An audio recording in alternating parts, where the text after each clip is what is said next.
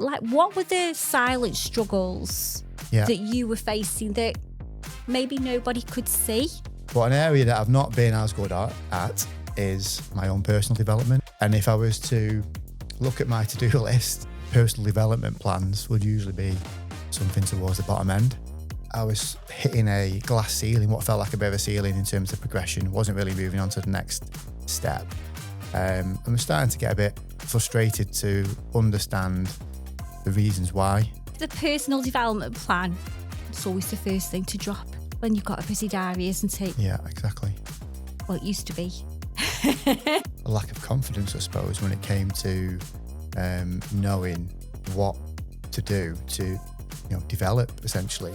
So, what plans, what do I need to do? How do I progress? Who do I need to speak to?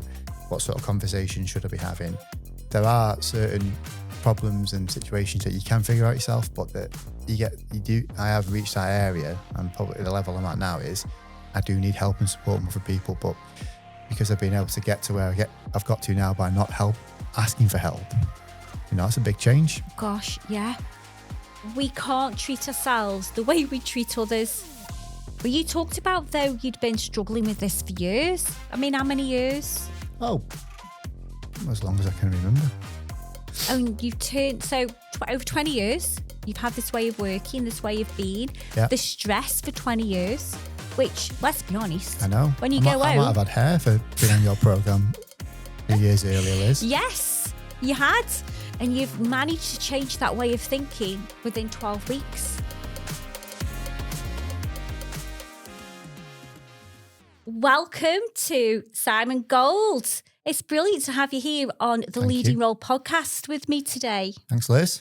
So, Simon, we've worked together for a long time. We have indeed. Back in the days at Vodafone. Yep. And you've recently completed my 90-day leadership program. I did. So, you are now working at Radius UK as the head of operations for sales. Yep.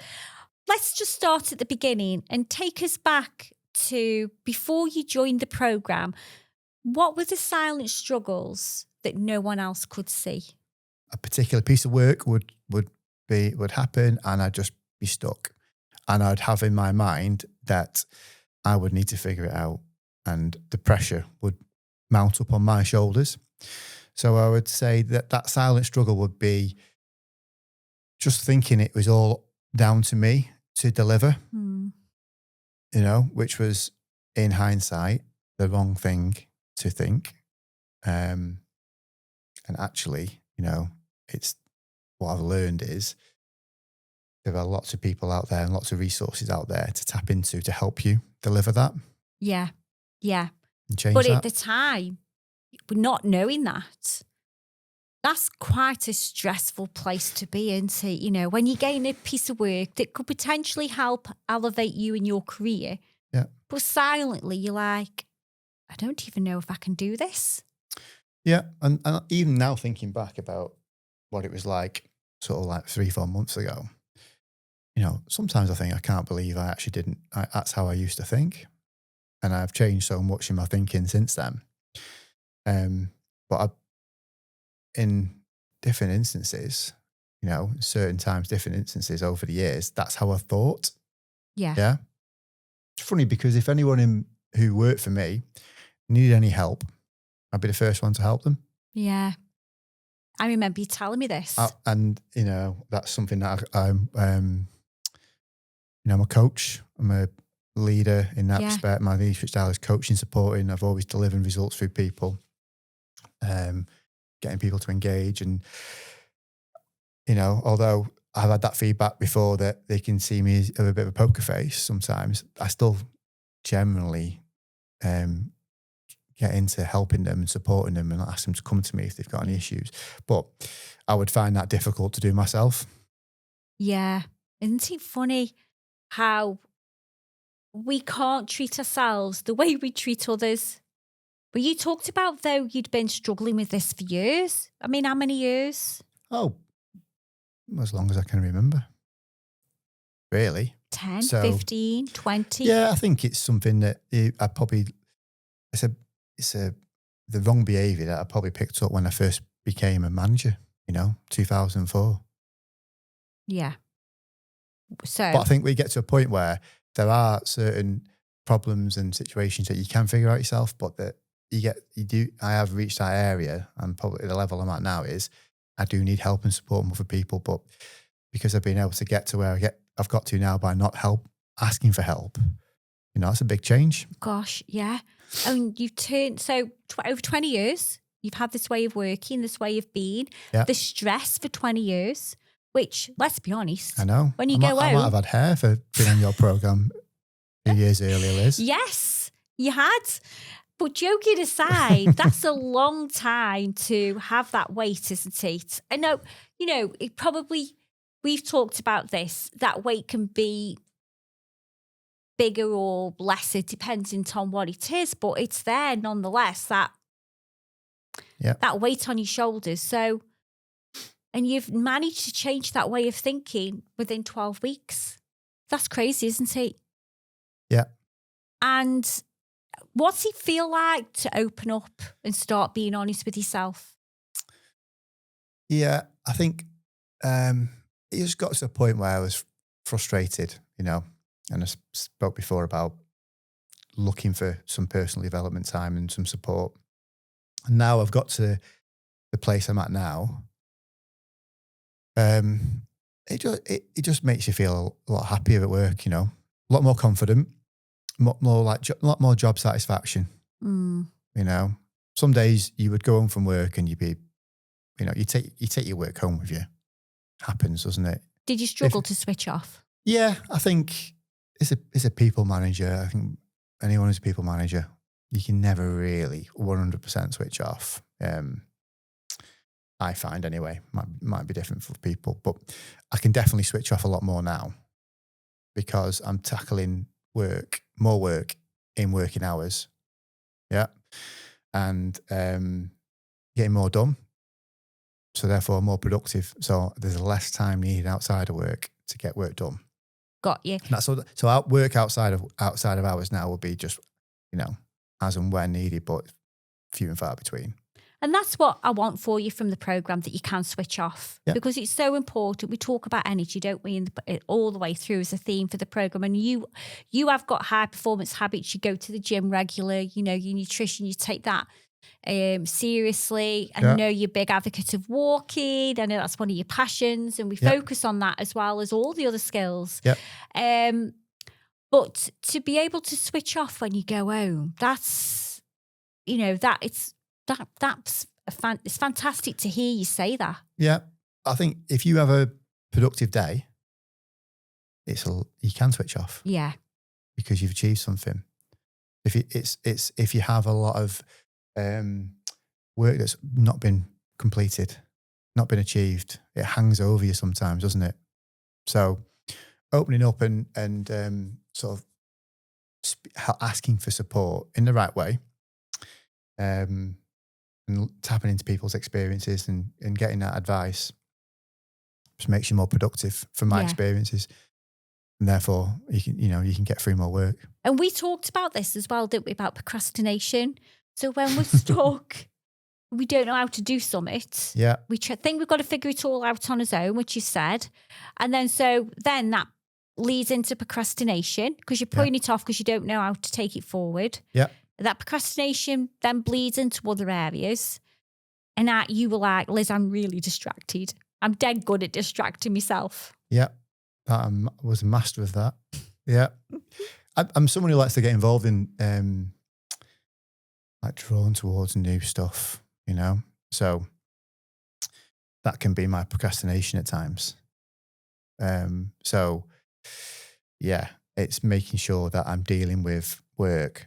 But like I mentioned a moment ago, if you've got the answers, you can get work completed, then that's what it's about. I think if you haven't got the answers and then you get stuck, that's when you can tend to procrastinate, as you just said. So I think now that I'm getting more work done, focus more on productivity. Yeah. It's not happening. You are a productivity ninja now. It's fair to say. I wouldn't say I was ninja level. Oh, okay. But I would. you've got something to work towards, haven't you? Yeah, no, definitely. And it is that satisfaction, isn't it? At the end of the day, when you know you got the job done, Yeah. everything feels good in the world. You just go home with you speak to your other half, or someone asks you a question, how's your job, how was work today? And Yeah. you can just say, yeah, I had a good day. And that's nice. That is a nice You feeling, don't isn't really, it? sometimes you might have a tough day, Yeah. but if you have more good days than tough days, then generally life's a lot better, Oh isn't it? God, yeah. Blinky, that's what we want us out. That is what it's all about, surely. Yeah. And it's not letting that bad day derail you for the rest of the week and writing it off, is it? No, absolutely not. Bad days happen. Stuff happens outside of your control. Yeah. It's just important not to dwell on it, and just move on. Yeah. But it's knowing how to do that, isn't it? Like we Yeah. talked earlier about, you just need to be more confident. No, we're talking about competence. Let's get rid of the confidence. It's how to. Exactly, yeah. And that's why I want the program to give to you, those strategies of how to Exactly. move it forward. I think as well, though, Liz, is when you have a bad day, when things crop up that are outside of your control, if you've not got outstanding work, on your to-do list because, you're stuck in that situation that we spoke about before, you've got more time to deal with it properly. Yeah. We all need a bit of time for firefighting. And if you haven't got the time, then that can be very stressful. Yeah. So it's about the techniques, creating that space. So then you can do that. 100%. So you're actually focused and present, aren't you? Yeah. When you're doing the work, yep. You're giving it that attention. Exactly. You don't want to jump from like fire to fire. You want to be in control of what you're doing. And then if something just pops up that's outside of your control, then and that's the difference between quality and quantity, isn't it? It's about your output and what you're delivering. Yep. If you can remove those distractions, see, it all supports. It's like that dominoes effect, isn't it? So we just started talking about not wanting to ask and trying to figure it out on your own. But because you've now learned strategies of how to ask for help, you're now becoming more productive. You're now being able to switch off. So it's all, It's like there's a halo effect, isn't there? It is. That's the word I was after, mate. Yeah. There's a halo effect of just from doing that. Yeah. Brilliant. We, as you know, in the program, we try to get rid of confidence. Because what is confidence anyway? Confidence is an output of competence. Yeah. So we were looking at actually getting rid of that confidence and saying, where's the skill gap? So you can become competent in that. Yeah. And then your confidence is an output of it. Because I wish we'd had £1 for every time somebody said you just need to be more confident. Definitely. Yeah. But what do you mean by confidence then? Can you describe it for us? I think confidence is like self-belief, self-esteem, and having, feeling like actually, you deserve something, and not being not confident is sort of catalyst to keep your head below the parapet and not, put your hand up or stretch yourself, which is what ultimately I learned that I needed to do, because there's a fear of failure, because you don't want to put yourself in a position where you're outside your comfort zone and it doesn't work, because, you can often play games with your mind and look at the worst case scenario, even though that doesn't, what the worst case scenario will never happen. Yeah. That's something that you can make yourself feel like there's going to be a problem, or, you're going to get found out, or whatever it may be, imposter syndrome, whatever it may be. But actually, when you actually put yourself out there, that's never happened. I know. Exactly. And you've found a way now, we've worked together for you to push past that fear of that failure, imposter syndrome. It's all the same impact, isn't it? The same scenarios that we play out in his minds. I have it on a daily basis. Anybody'd be lying if they said they didn't. We're human. Yeah. Managers are human, by the way. Not, some of the managers I've had, Liz, are not might not be human, but Well, I know that is debatable. yeah, But I think what I've learned over the years is that when somebody's, even a manager, is reacting in a way that we think they're not human, then there's something going on for them, isn't there? But I hear you, Christ, we could write books. But yeah, from your, it's important that the message is managers are human and have feelings and have emotions, and they are fearful and absolutely. confidence issues. I think you've got to not. Sometimes when you're overly concerned about what people think about you, you forget that actually, like you just said, everyone's human. Mm. So often people are in the same position as you. Yeah. And when you start to talk to other people and listen to, how they struggle day to day, have imposter syndrome. And some of these people actually are quite senior. It sort of opens your mind to then see, actually, I'm not the only one.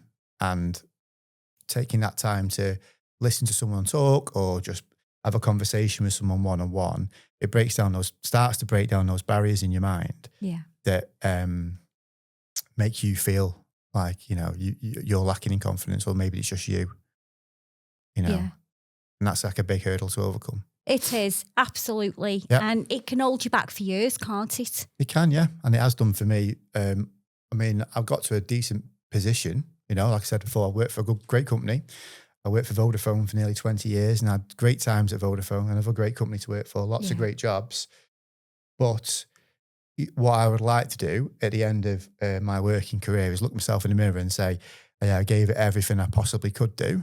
Yeah. And if by focusing on my personal development, actually how best to tackle that, then that's the plan. I can look at myself in the future and say, yeah, whatever I did, wherever I got to, I gave it everything I possibly could do. And I remember you saying that to me in our first session.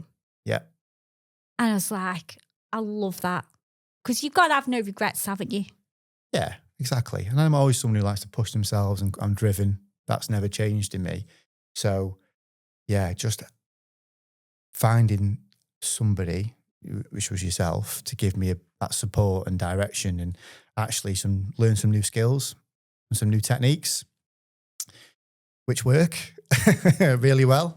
Yeah. And again, just opens your mind more and it just starts to knock down more barriers. And then, you can just get on with work and not worry too much about certain situations you're going into and just relax and be yourself. I think that's quite important. Yeah, absolutely. And so you did reach out. I did. Which was amazing. Yeah. And like I say, we've done, it's 12 sessions.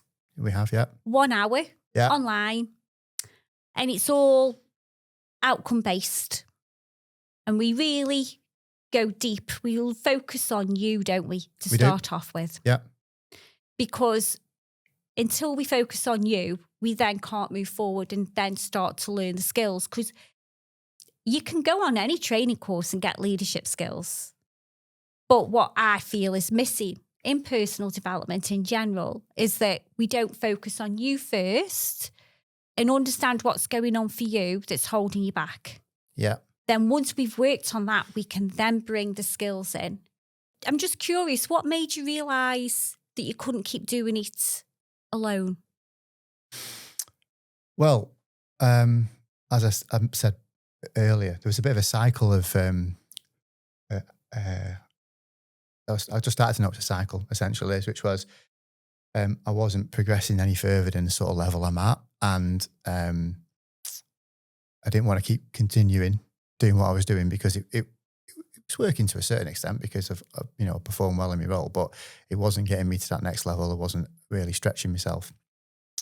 So I thought, and I have thought for a while, I would benefit from some personal development. But for me, it's very important to find someone that I feel I can trust. Opening up to somebody, I think, especially if you're a man, can be quite daunting. So I think, I was looking for someone who I could trust, essentially. And then I was on LinkedIn one day and just saw a post that you popped up. Yeah. with some other people that you were interviewing about what they've taken away from your leadership courses. A couple of people were familiar faces, which was nice. And then I just started to dig into that in a bit more detail and learn more about what specifically they'd got from the course. And there was a few points in there that I thought, yeah, that's exactly what I'm looking for, you know. So, and then I've worked with you for many years, Liz. I trust you. So that's what made me reach out, and I thought I would, find out what it's all about. Yeah. And yeah, we have worked together for years, and I've really respected you because you proper show up consistently. We've worked on loads of projects, haven't we? We have, yeah. The good old Vodafone days. We won't go down that path though. This is about you, not Vodafone. But, you always showed up and really led the way in the projects with your teams, very well respected. And I know I keep on about it, but I am privileged to have you here. I think when people see this podcast, I know that there'll be, like you say, men in particular, because I coach women as well, but men in particular really struggle to open up.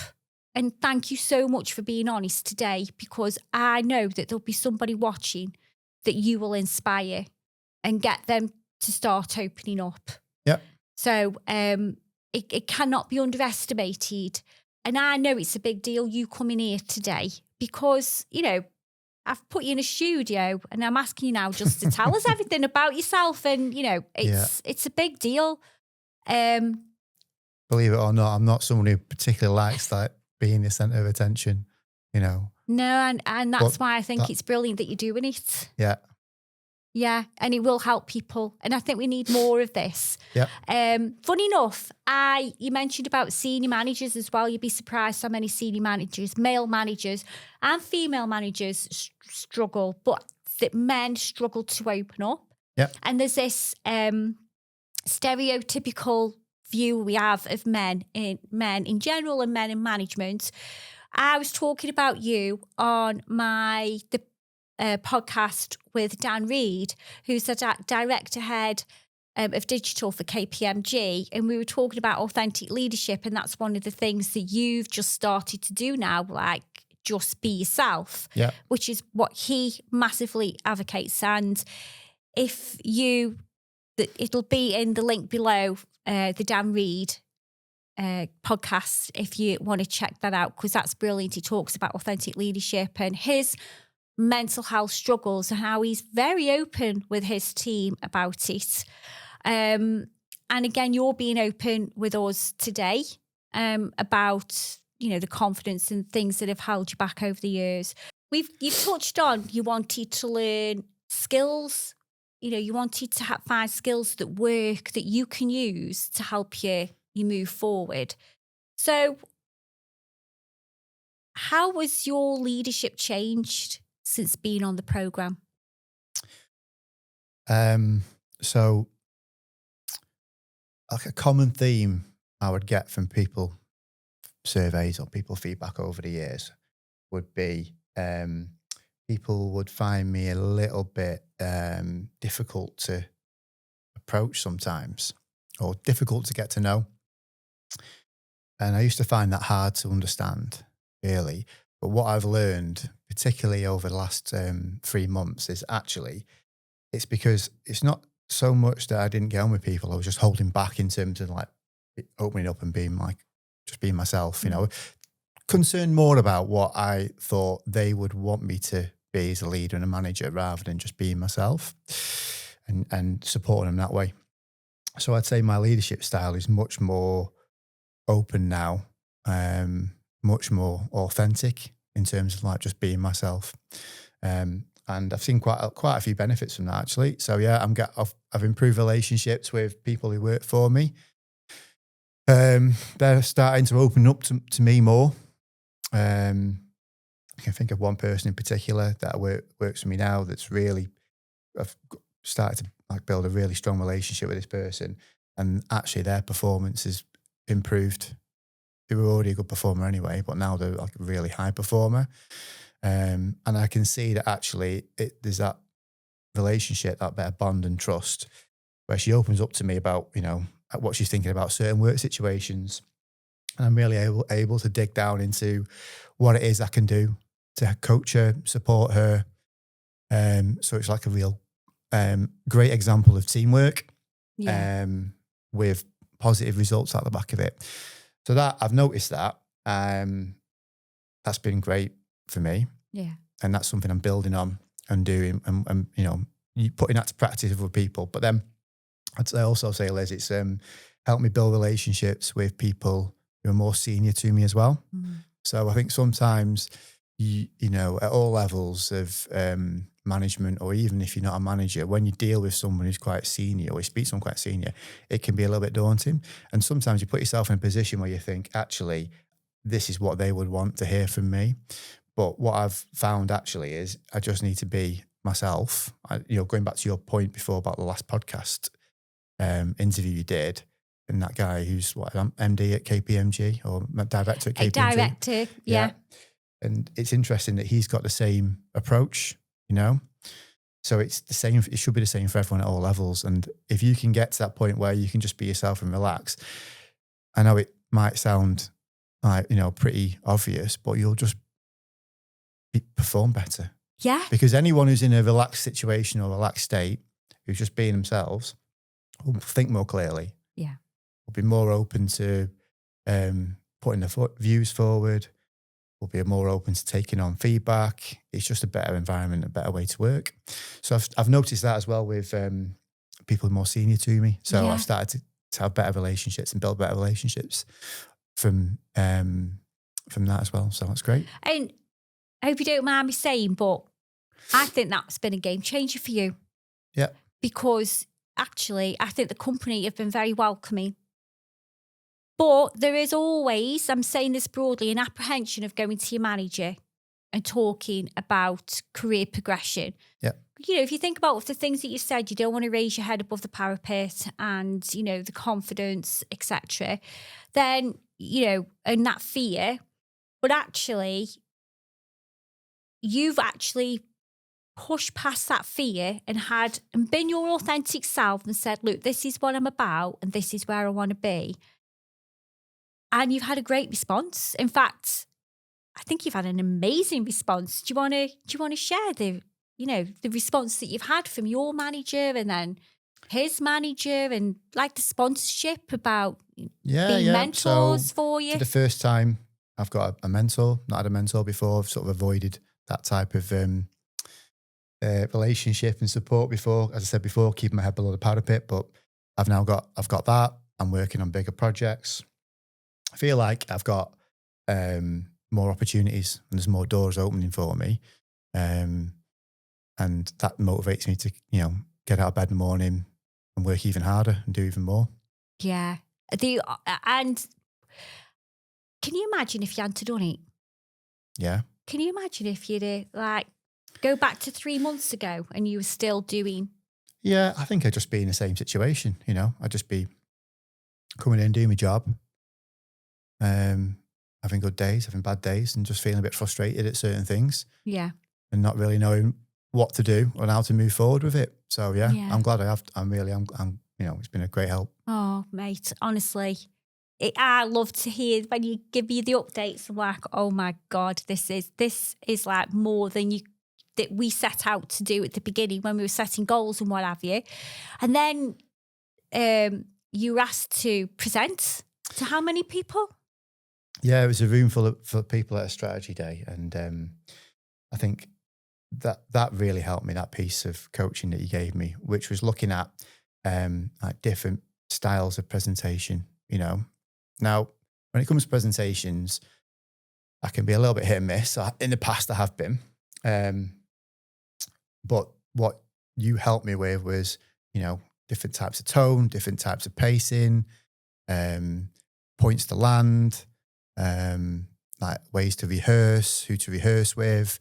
So it was a whole different level of preparation that I'd done before any other presentation. And it went particularly well. went really well, actually. It was great. Yeah. And I've taken that into any other presentation I've done moving forwards, and it just helps massively, And in terms of preparation. communication's such a massive part of your job, isn't it? Oh, yeah, huge, every day. So being like an effective communicator and a strong communicator makes a difference most of the time. And can you remember when you were at was it the night before this presentation? Because we'd worked on the art of small talk, hadn't we? Yeah. And we put a bit of a strategy together because, it isn't just about presenting on the day, because we talk about influencing and persuasion as part of the program. These are some of the leadership skills. So we've talked about communication. Yeah. I remember you messaging me I was like, how is it going? Because I'm nosy like that. And you were like, Liz. Yeah, you are nosy like that, Liz. Yeah, I am. I'd like to call it being invested in you, but it is a bit of nosy as well. But I remember you I've made some great relationships with people the night before, and it's all tied into being your authentic self, letting people know who you are and what you're about. That's it. Yeah. Well, it was the morning before, actually, right? Because I got there early, and then that was something that we worked on. Is just the small talk side of it, and it's that being up your authentic self. Not sat in a room might sound a bit dramatic, but like you're on death row waiting to stand up and do your bit presenting. Yes. They can sometimes be a bit like, bit like that, can't it? Where you're waiting to go up next. But actually getting yourself in the right mindset as soon as you walk into the room, speaking to people, work related, non-work related, just really helps you set your mood and get ready for when you're up. Try and enjoy the day and enjoy the moment to present, rather than sat there thinking, right, when I'm up, I've got to say this, I've got to say that. It's more, you've done your preparation so you can feel confident about that, which we've done a lot of. So just focus on the small talk, focus on building those relationships in the room, and just feeling settled, ready to go. Yeah, absolutely. And you did talk about preparation there, because from communication, just a quick tip, please, let's stop winging it. You have got to prepare for these things. And what I always want everybody to go away with after this program is that they've got those skills to carry on forever now. Yep. So you're using it in everyday life, which is amazing. And you're sharing it with your team. You said about how your team are getting these successes. You now have got your mentor and the support from your manager. They've been so welcoming and supportive. And, people do have a reluctance to speak to the manager about the personal development plans, but, it's tick, tick, tick for you. You're doing all the right things. So how does it feel now that you are being your authentic self? Has the pressure been lifted from you? Yeah, massively. How do I feel? I feel good, I feel like I've got a plan and I've got some strategies, and it just when I'm moving into work now, and I'm going through like problem solving, or I'm going through team briefings, I'm going through a particular like task or project to work through. Over the last 12 weeks, we've worked on different techniques and different strategies to tackle those different situations, So, there's a problem solving check sheet to go through to make sure certain elements of a project or a task that we would need to go through. And there's been instances where actually I might have missed something. And if I hadn't followed that process that you'd shown me, Liz, that would have got missed. And that could have caused a problem later on down the line, Oh, the assessment indicator. That's the one. Got you. Okay. That's the better name for it.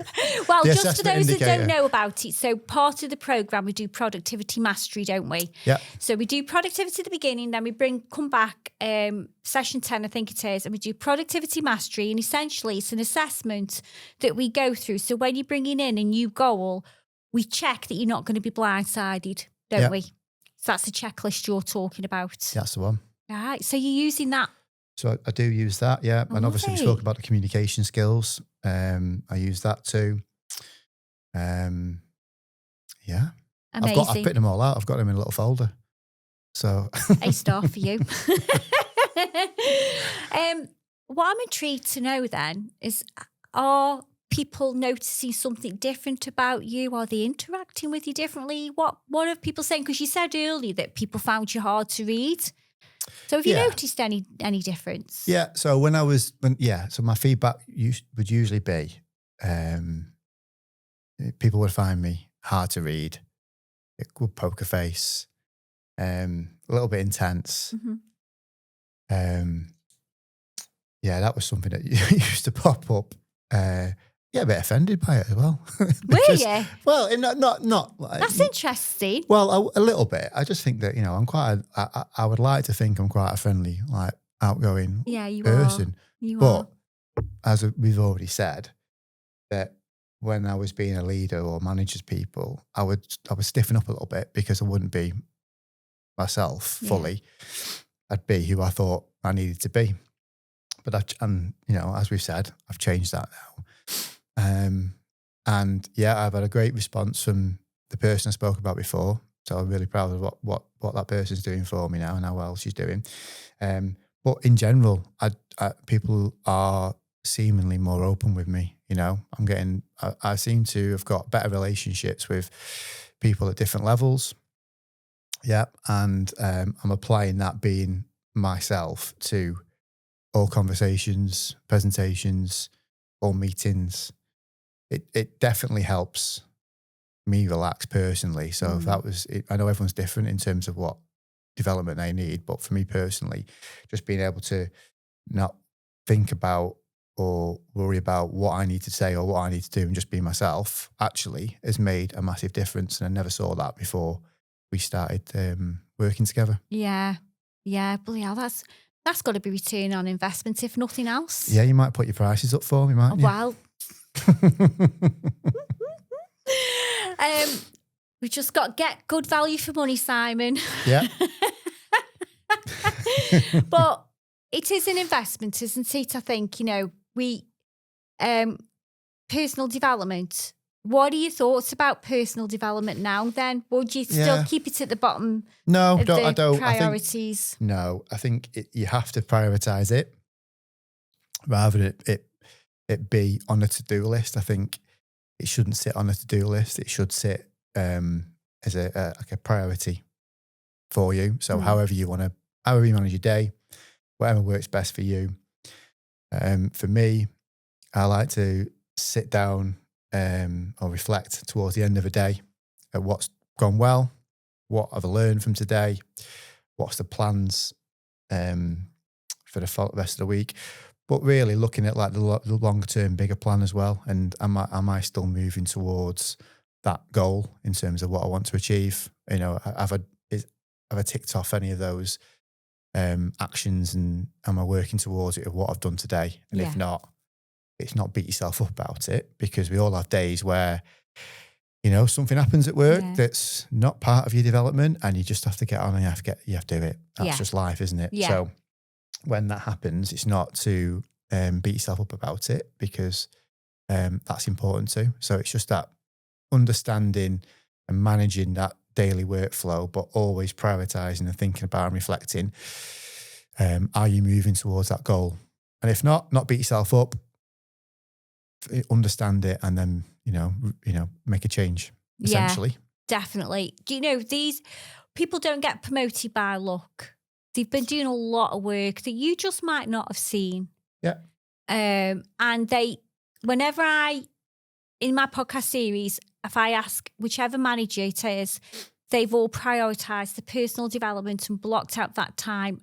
Okay, sometimes it has to drop in the priority if something's hitting the fan, but as a norm, they consistently have that plan and they work to it. And like you said, check in. Am I progressing? Am I getting, have I moved forward? But it's everything in balance, isn't it?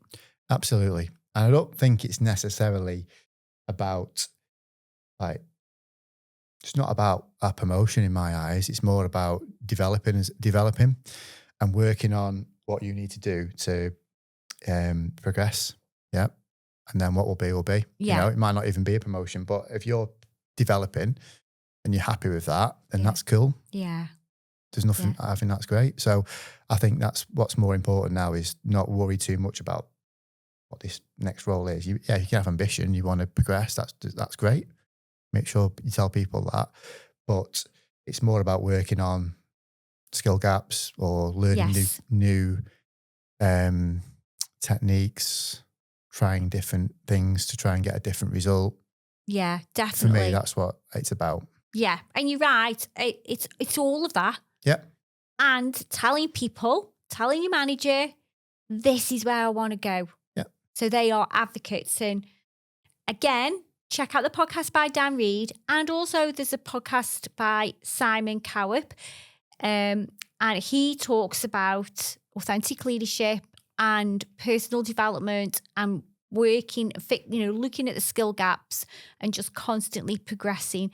Again, another good couple of examples of authentic leadership, but leaders that have been successful in their careers. So yeah, check them out. So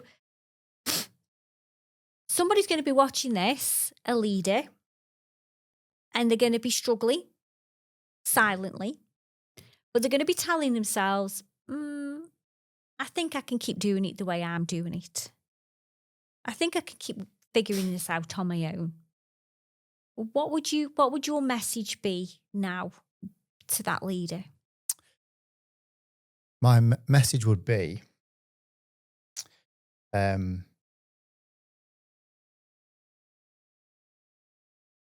actually, if you are stuck on a certain situation or progression or whatever it may be, and you've been there for a while, then there's got to be a reason why. And if you knew the answer, you probably would have already done something about it, because that's what we do. So you definitely need to look into getting some support and help around that. Yeah. Just saying to yourself, which I've said, and I'm sure plenty of people do daily basis, that it's down to me. You have to figure it out yourself. Sometimes even beating yourself up about it if you've not figured something out, or being hard on yourself. Yeah. It doesn't work. Really good point. It doesn't work. It just makes you feel worse, if anything.